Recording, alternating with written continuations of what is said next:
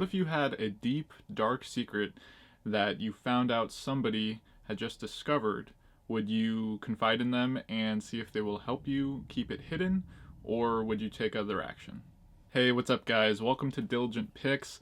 So, today I want to talk about this new film that just came out on VOD yesterday, and it is called The Winter Lake. It is a drama thriller directed by Phil Sheeran, and this is his actual first feature film directorial debut. He's done some shorts in the past. This film is also a co-production between Ireland and Canada. Now, the film is about a young man named Tom, who is played by Anson Boone, who most people would recognize from his small role in the film 1917. He plays kind of an odd character who likes to collect skulls and other artifacts he finds by this lake, until one day he finds what resembles a human skull. He is an only child living with his mother, Elaine, played by Charlie Murphy.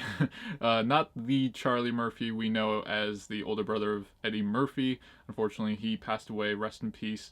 But the actress Charlie Murphy, who some people might recognize from her role in Peaky Blinders. There appears to be a family issue going on between the two of them as they kind of fight and don't get along, and we see that Elaine has mentioned something about their father simply not being in the picture. Things change when their neighbor Ward, played by Michael Mickelhatton, who many will recognize as the oh so unlikable Roose Bolton from Game of Thrones.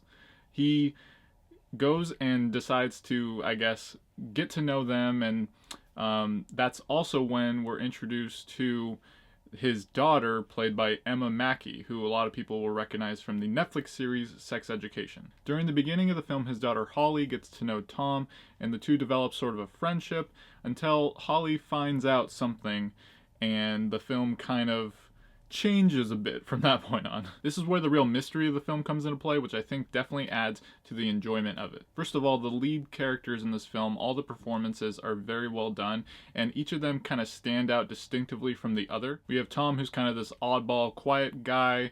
We have Holly, who's kind of this more fun, and I would say kind of the attractive character in the film. There's a lot of other boys that we see that really like being around Holly for that particular reason. Then we have Ward, who is certainly not going to win any Father of the Year awards, just the same as he was in Game of Thrones. Through most of the film, he kind of plays that overprotective father role. You know, he's always wondering where Holly is if she's safe. And Tom's mother, Elaine, is pretty much always trying to defend him and finding ways to reconnect with him. She tries to tell Ward that, you know, he's not like the other lads and that he's not really going to try to do anything with Holly. And as I hinted at, I really enjoyed the relationship between Tom and Holly in this film. The two characters, because they're very different, they look at the world a lot differently. I enjoyed how they went about that, developing their characters throughout the first act of this film. Another thing this film really has going for it is the atmosphere and the cinematography.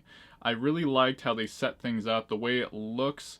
It's a very, I guess, it really fits the mood of the film, the way the overall color palette of everything you see on screen. Not only that, but the way the film is set up from the beginning, it definitely gets you right into it from the get-go. Now the question really is whether it can hold your attention throughout the entire runtime. And this is kind of where I get into one of my first negatives about the film, is the pacing. It's definitely a movie that I think by the second act, it starts to drag. Even though this film itself is only about an hour and a half, it almost feels like it could have been maybe an hour and 15. Luckily though, it does pick up near the end when everything really starts to get rolling and things are pretty much forced to move much faster. Now, because this film is only on VOD, we get some of the drawbacks of having to watch this only on streaming, and that definitely comes into play when it comes to the overall quality of the audio in this film. Because the characters have pretty distinct Irish accents, there were times where I found myself turning up the volume throughout the film because it was a bit soft, and I found moments where I just wasn't hearing every part of a sentence being said. Now that might just be me. For some people, that might not be as much of an issue, but I just wanted to mention that because it definitely can detract from your overall enjoyment when you're either having to turn up the volume or replay a scene because you didn't quite catch something. Now this could be because I decided to watch the film on Fandango now. It is also available on different streaming services between $5 and $7 to rent.